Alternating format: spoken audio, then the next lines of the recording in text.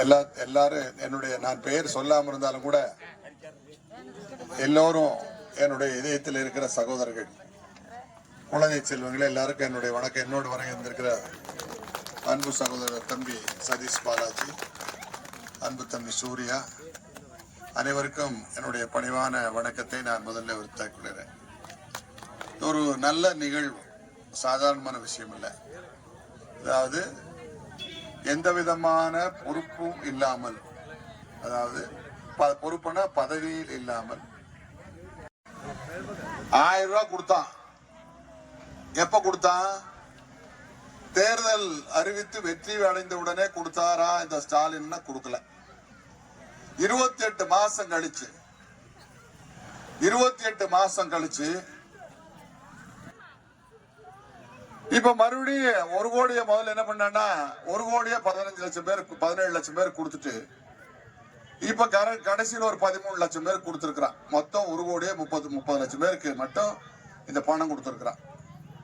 அது இப்ப 1 மாசத்துக்கு முன்னாடி 2 மாசத்துக்கு சேர்த்து அந்த பணத்தை போட்டு ஒரு 3000 ரூபாய் போட்டு, கோடை வெயிலினுடைய தாக்கம் ரொம்ப அதிகமா இருக்குது, மக்கள் ரொம்ப கஷ்டப்படுறாங்கன்னு சொல்லி அதுக்கு ஒரு 2000 போட்டு, பொங்கல் பரிசு ஒரு 3000 போட்டு, மொத்தம் 8000 ரூபாய் போட்டா எப்படி ஜனங்க நமக்கு ஓட்டு போட்டுருவாங்க? மீண்டும் தமிழ்நாட்டினுடைய முதலமைச்சர் ஆயிடலாம் அந்த எண்ணத்துல இன்றைக்கு ஸ்டாலின் இப்படிப்பட்ட ஏமாற்று வேலையை செய்து கொண்டிருக்கிறார். அதுக்கு என்னன்னா, ஒரு திட்டம் இப்ப முதியோர் உதவித்தொகை புரட்சி தலைவர் எம்ஜிஆர் முதல்ல ஆரம்பிச்சார். அதுல இருந்து இன்னைக்கு அந்த திட்டம் தொடர்ந்து நடந்து கொண்டு இருக்கிறது. தேர்தல் நிறுத்துறாங்களா? நிறுத்த முடியாது.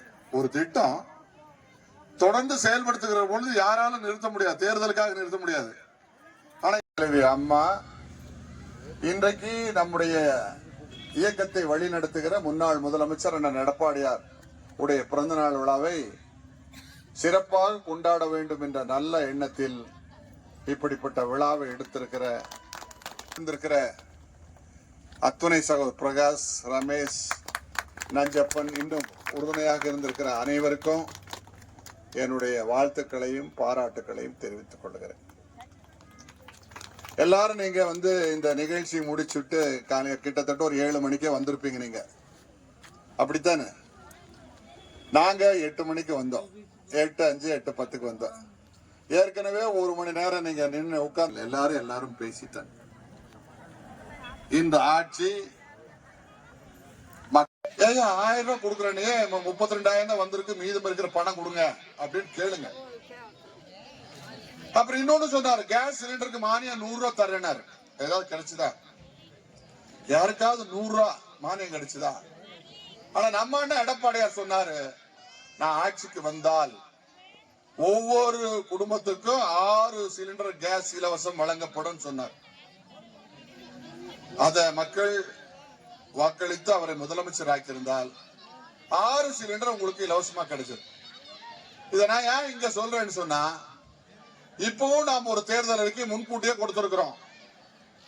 ஆட்சிக்கு வந்தால் அனைத்து மகளிர்களுக்கும் உரிமை தொகை 2000 வழங்கப்படும். அந்த தகுதியெல்லாம் பாக்குறது இல்ல, எல்லோருக்கும் 2000 வழங்கப்படும். ரேஷன் கார்டு இருக்கிற எல்லாத்துக்கும் 2000 வழங்கப்படும். அம்மா எப்படி சிலிண்டர், கிரைண்டர், ஃபேனு, மிக்சி கொடுத்தாங்களோ அது மாதிரி எல்லாரும் இன்கம் டாக்ஸ் கட்டினாலும் சரி, ஆலையா இருந்தாலும் சரி, எல்லாத்துக்கும் கொடுப்பதாக அண்ணன் எடப்பாடியார் முடிவு செய்திருக்கிறார். ஆகவே மீண்டும் அண்ணன் எடப்பாடியார் வெற்றி பெறுவார். மாதம் மகளிர் உரிமை தொகை 2000 கிடைக்கும். முதியோர் உதவித்தொகை 2000 கொடுப்போம். நாம எல்லாம் அறிவிச்சோம்.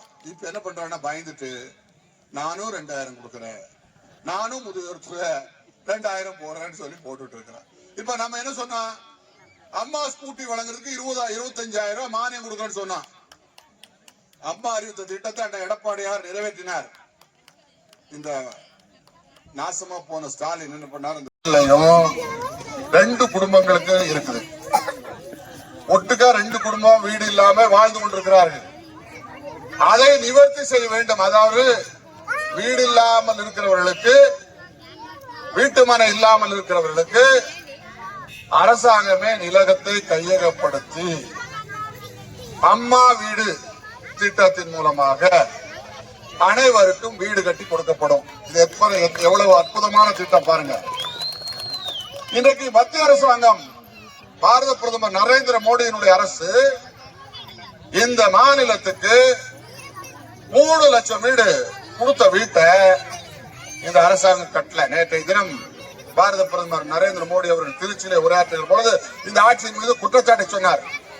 அதனால நான் என்ன சொல்றேன்னா, திமுக காரன் கேட்பான், எப்படி எல்லாத்துக்கும் வீடு கட்டி கொடுக்க முடியுமா?